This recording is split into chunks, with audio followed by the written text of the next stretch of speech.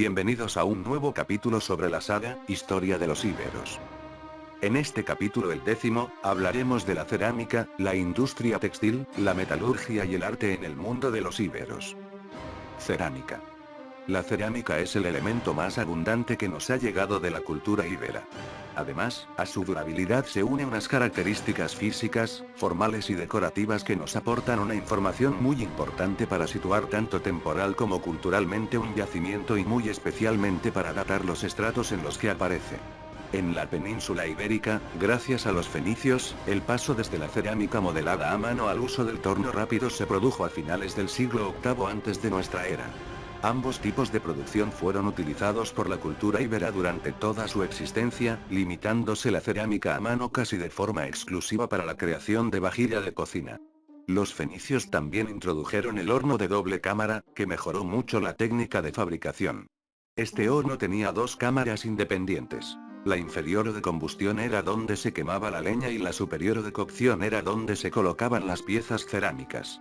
Ambas cámaras estaban separadas por la parrilla, una superficie de obra perforada para facilitar el paso del calor. La producción de cerámica logró una gran calidad. El complejo proceso de elaboración comenzaba con la obtención de arcillas con unas características concretas, su trituración y depuración mediante balsas de decantación sucesivas. Los bloques de arcilla así obtenidos se almacenaban húmedos a la sombra para conseguir la descomposición de los restos orgánicos que pudiera contener. A continuación se procedía a un concienzudo amasado, proceso durante el cual se añadían los desengrasantes, que solían ser rocas, cerámica o conchas debidamente trituradas y que se incluían para mejorar las cualidades de la cerámica y soportar mejor los cambios de temperatura. A partir de aquí ya se podía proceder al modelado de las piezas y al añadido de elementos como asas o pitorros, tras lo que las piezas se dejaban secar lentamente. Solo tras este secado se podía proceder a su cocción, en un proceso muy especializado que implicaba un gran dominio del fuego. La cocción comenzaba con un aumento gradual de la temperatura del horno hasta alcanzar de 900 a 1000 grados centígrados. Este proceso de cocción duraba entre 15 y 20 horas, tras lo que se producía un lento enfriamiento que podía alargarse durante varios días, ya que cualquier contraste brusco de temperatura podía provocar la rotura de las piezas. Si se quería obtener un acabado más fino se daba a las piezas un baño de arcilla líquida muy depurada. Esto se conoce como engobe, que también podía servir para cambiar el color de la pieza mediante la adición de colorantes a la arcilla. A veces, previamente a la cocción se realizaba una decoración pictórica que, por lo general, utilizaba líneas y motivos geométricos muy repetitivos y estandarizados, siendo los elementos figurados mucho menos abundantes.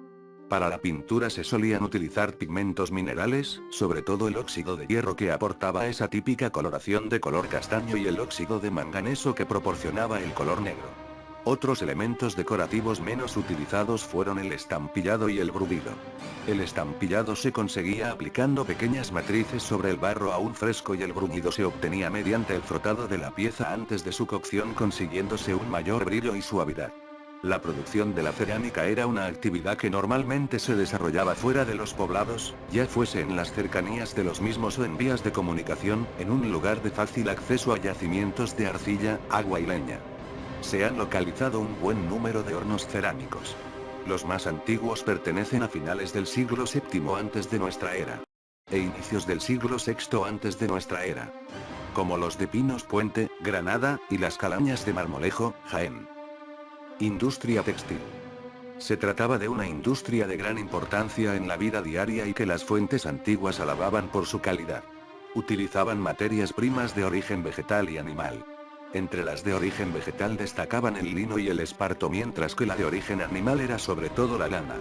A pesar de haber encontrado algunos talleres textiles especializados, como el del siglo III antes de nuestra era. Del poblado de Coll de Moro, Gandesa, Tarragona, habitualmente sería una labor doméstica, ya que se han encontrado muchos elementos de telar hilado en el interior de las viviendas. Entre ellos destacan dos piezas: las fusaíolas y las pesas de telar.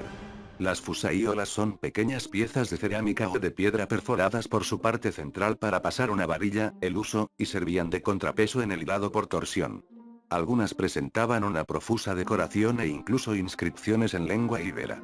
Las pesas de telar o ponderales tenían una o más perforaciones transversales, que servían para mantener tensas las hebras de hilo mientras se tejía. Se utilizaba principalmente el telar vertical, apoyado contra los muros, como se puede apreciar en un vaso localizado en San Miquel de Llíria, Valencia, pero también el de placas y el de liza, que eran telares de mano muy útiles para la confección de tiras estrechas decoradas. Según las representaciones artísticas que nos han llegado, tanto los hombres como las mujeres se vestían básicamente con dos prendas, la túnica y el manto.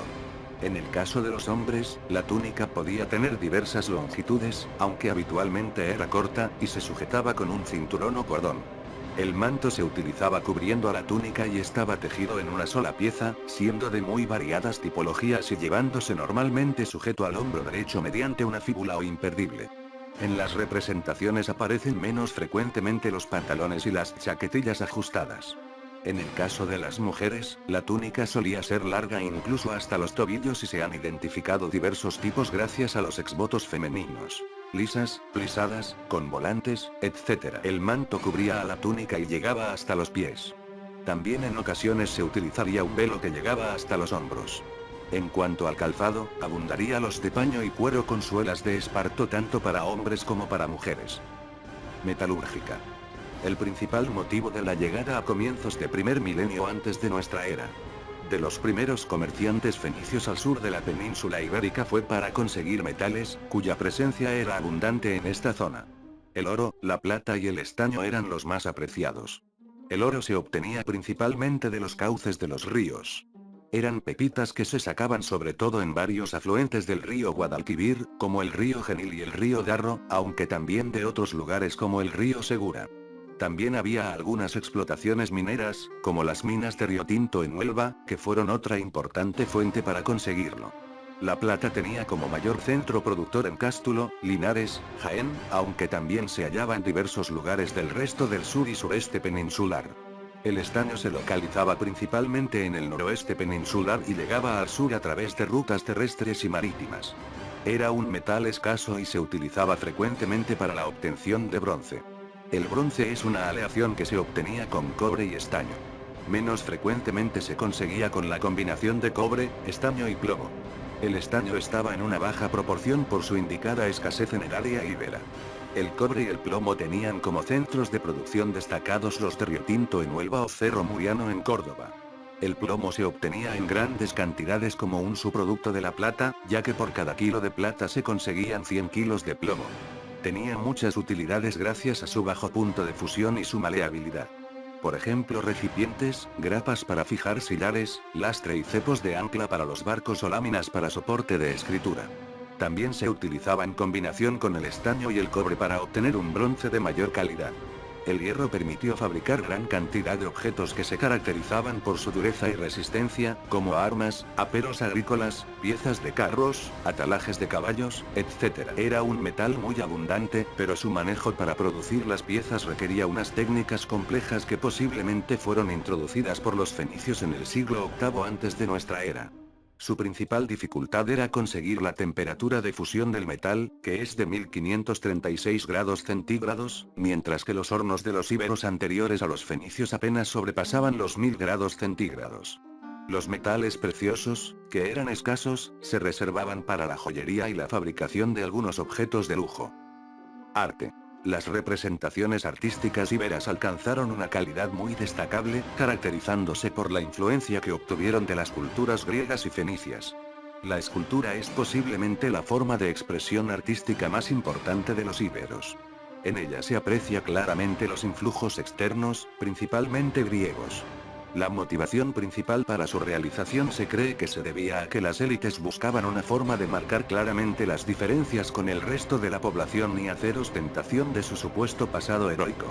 Una característica muy extendida fue la metódica destrucción de la que fueron objeto buena parte de los monumentos escultóricos. La mayoría de ellas se encontraban en ámbitos funerarios y se ha relacionado esta destrucción con las revoluciones sociales que modificaron las estructuras sociales a lo largo del desarrollo de la cultura íbera. De este modo se intentaba acabar con los símbolos de los anteriores dirigentes. Los materiales que se utilizaban eran piedras que no fuesen duras, algo que facilitaba el trabajo y permitía utilizar materiales como escotlos, formones y gubias, que se podrían golpear con mazos de madera e incluso con la mano. Para hacer agujeros en la piedra se utilizaba el trépano y para el alisado de las superficies se usaban abrasivos, posiblemente en polvo. Muchas piezas se pintaban, bien directamente sobre la piedra o tras recibir esta una imprimación previa. Algunos ejemplos entre las importantes piezas que nos han llegado son la Dama de Elche en Ilici, Elche, Alicante, la Dama de Baza en Basti, Baza, Granada, la Bicha de Balazote, Albacete, el León de Nueva Cartella, Córdoba, el Cipo de Jumilla, Murcia, los relieves de algunos sillares del monumento funerario de Pozo Moro, Chinchilla, Albacete, el conjunto escultóricos del Cerro de los Santos, Monte Alegre, Albacete, y el conjunto escultórico de Porcuna en Obulco, Porcuna, Jaén. Los exvotos y las figuras de terracota, tratados anteriormente, eran también otras significativas representaciones artísticas. En cuanto a la orfebrería, se fabricaban anillos, pendientes, collares, diademas, brazaletes, pulseras, fíbulas, broches de cinturón, etc. Se realizaban en oro, plata o bronce. Entre las técnicas decorativas destacaban el repujado, consistente en dar relieve a una lámina de metal mediante el golpeo de la pieza. El grabado, que es el dibujo de los motivos mediante incisiones con un instrumento puntiagudo.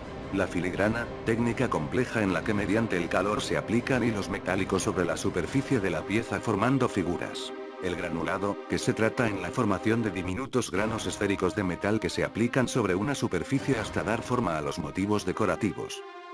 La pintura prácticamente solo se conserva en las representaciones figurativas plasmadas en las cerámicas.